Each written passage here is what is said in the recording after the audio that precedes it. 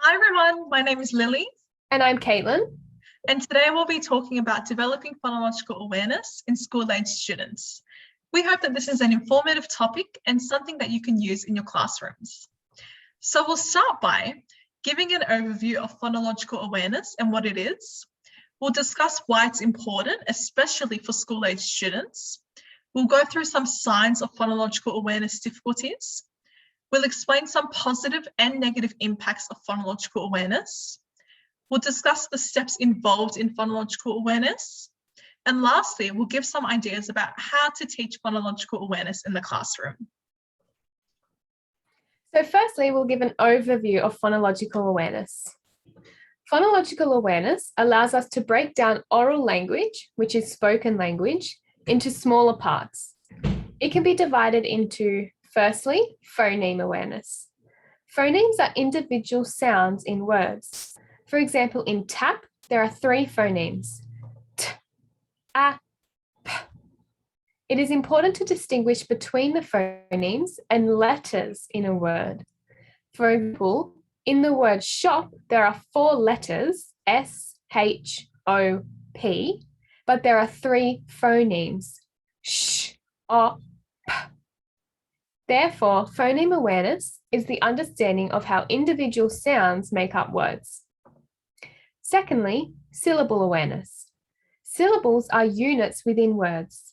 For example, in thunder, there are 2 syllables, thun, d. In computer, there are 3 syllables, com, pu, t. Understanding how to break down words into syllables is an essential element of phonological awareness.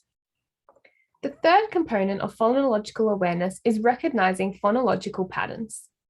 This involves recognizing when parts of words are similar. It includes the skills of rhyming and alliteration. Rhyming is recognizing when the sound patterns in words are similar. For example, mop, cop, top, and stop all end with the same sound pattern, op. Alliteration is recognizing when the sounds at the start of a word are similar. For example, cat, cow, call, and kite all start with the k sound. Recognizing phonological patterns is another important aspect of phonological awareness. These 3 components of phonological awareness are broken down further into a hierarchy of 8 skills. These include breaking down words into syllables, rhyming, alliteration, onset rhyme segmentation, identifying sounds at the beginning and end of words, blending sounds together, segmenting words into sounds, and deleting or manipulating sounds. As you can see, these skills increase in complexity, and we'll expand upon these skills later in the presentation.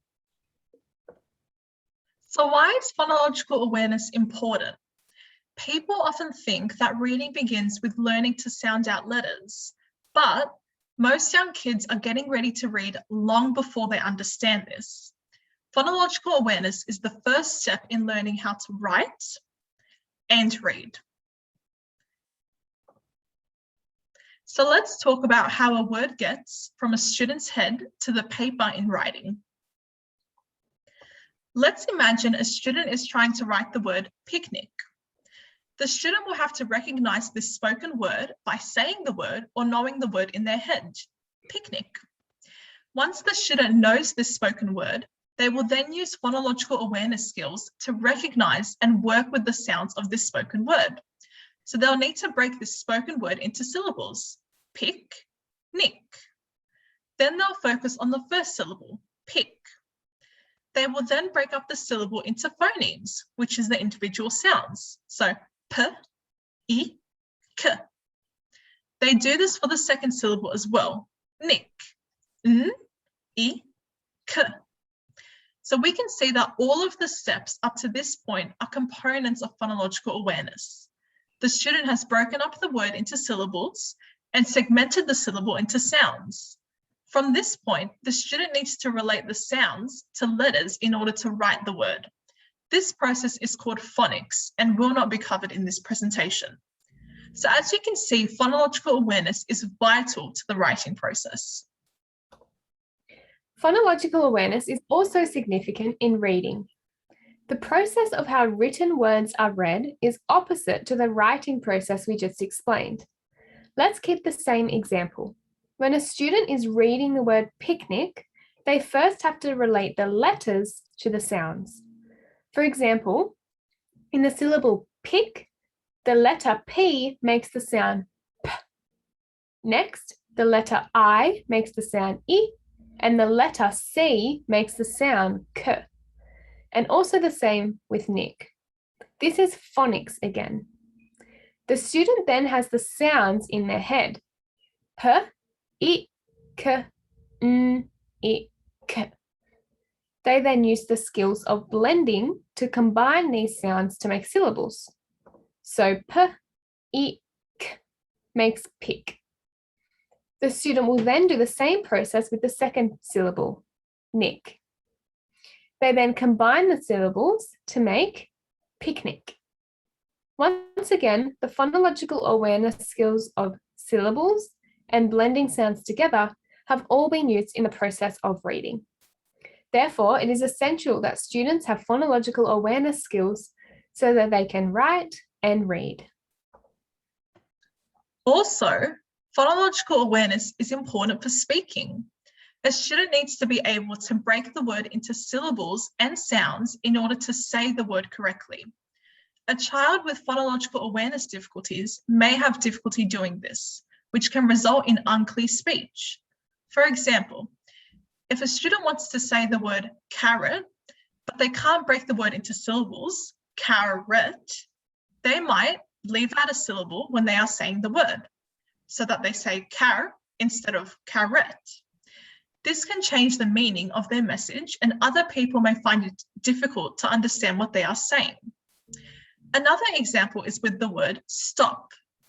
For example, if a student can't break the word into its sounds, st, p, they might leave out the sound t, so they say sop instead of stop. Again, this is because the student does not know how to break the word into its sounds. So we can see that phonological awareness is also important for speaking. Next, we'll talk about some signs that students may show if they have underlying phonological awareness difficulties. They might have trouble with phoneme awareness, syllable awareness, and recognizing phonological patterns, so alliteration and rhyming. Students may also have trouble with reading, so they might struggle with sounding out words, reading words accurately, understanding a passage they're reading, and learning new words. Students may also find it challenging to write. They may have difficulties with spelling, using a variety of words in their writing, writing answers to questions, and writing stories. These are some signs that you can look out for as teachers in your students that may indicate an underlying phonological awareness difficulty. So what are the positive and negative impacts of phonological awareness? Firstly, we'll talk about the way that phonological awareness positively impacts academic success. In the school years, learning is delivered through writing and reading. Students who have stronger phonological awareness skills are generally more proficient writers and readers. They can therefore engage better with the curriculum through literacy tasks, such as writing stories, answering comprehension questions, reading stories, and reading information reports. Therefore, it has been found that students with stronger phonological awareness skills perform better in academia. This is also true in reverse. Phonological awareness difficulties can have negative impacts on academic success. Unfortunately, students with poor phonological awareness skills may struggle with literacy tasks. This forms a barrier to accessing the curriculum, and these students can lag behind in academia.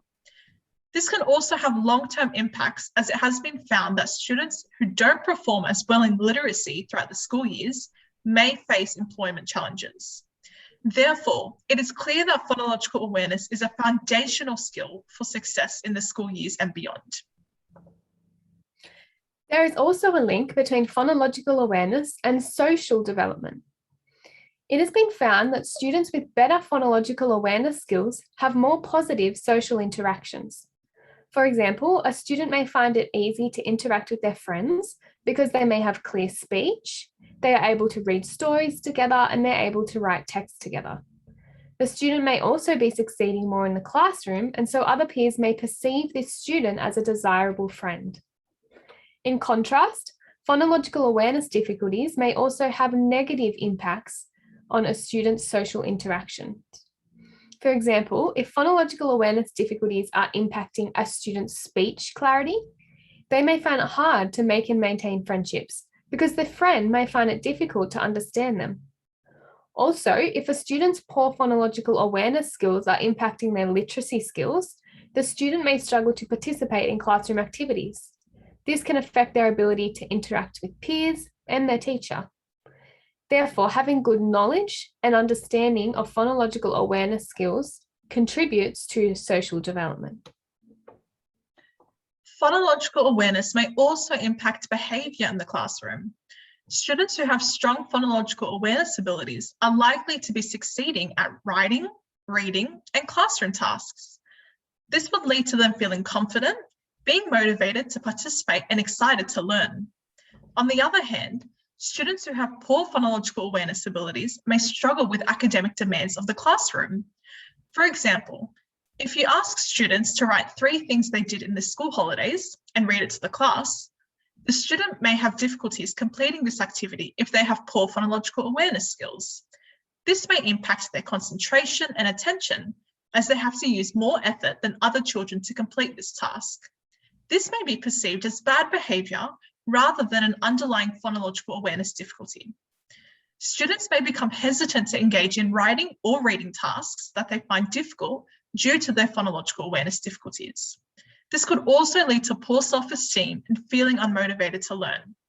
Once again, the underlying issue of phonological awareness difficulties can lead to behavioural problems in the classroom. Overall, phonological awareness can have a number of impacts on school-age students. So moving on to how you can teach phonological awareness in a classroom. Most students don't need explicit teaching of phonological awareness. They can just pick it up through being exposed to rich language environments, such as reading books with their parents from a young age.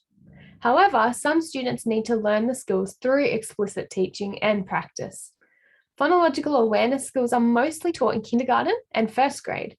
However, if students are particularly behind in phonological awareness skills, it may need to be taught in the older years as well.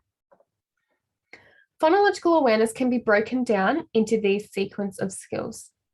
These skills build on one another to make a hierarchy of steps, as touched on previously. These steps combine to develop proficient phonological awareness skills, which are precursors to reading and writing. Because these steps increase in complexity, they are developed at different ages. This can be helpful to know what skills you should teach for the students in your class. And we'll also give some activity ideas of how you could teach these different skills in your classroom as well. So the first skill is words into syllables. This is developed at 4 to 5 years old. This skill teaches students to break words into smaller parts called syllables. This is helpful if a student is trying to write or read a long word. It makes the word more manageable and allows the student to read and write more fluently and accurately. When teaching students to break words into syllables, each syllable must have a vowel sound. So a helpful trick is to place your hand beneath your chin and break the word into syllables whenever your chin goes down.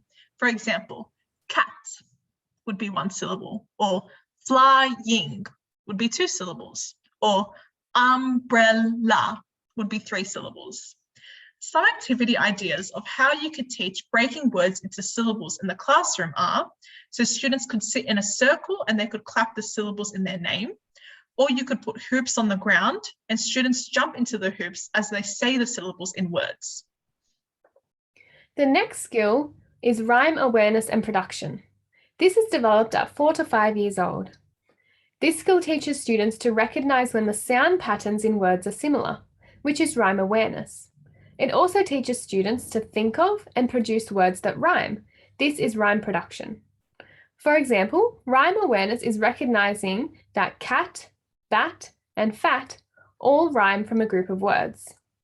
Rhyme production is being able to produce, say, mop, cop, and top when asked what words rhyme with stop. Some activity ideas of how you could teach rhyme awareness and production are students could play bingo, where you call out a word and students have to put a counter on the words that rhyme on their sheet, or a memory game where students turn over cards to see if they have matching words. The third skill is alliteration. This is developed at 4 to 5 years old. This skill teaches students to categorize words based on their initial sounds. It begins to increase students' awareness that words are made up of singular sounds. Categorizing words based on their initial sounds involves grouping together words that begin with the same sound. For example, table and tea both start with the sound T. Categorizing words based on their final sounds involves students doing the same thing, but with the final sound of a word. For example, clip, shop, and mop all end with the sound P. A student may have to choose the words from a group of words or produce the words themselves. Some activity ideas of how you could teach alliteration are students could be in groups and you could have a competition to see which group can come up with the most words with the same initial or final sound. Or you could have a scavenger hunt where students have to find objects that begin or end with a certain sound. The fourth skill is rhyme onset segmentation. This is developed at 4 to 5 years old. This skill combines the skills of rhyming and alliteration and teaches students to break syllables into their onset sound and rhyming part. The onset sounds are the sounds before the vowel sound. The rhyming part is the vowel sound and any sounds after it in that syllable. So let's do an example with the word sack.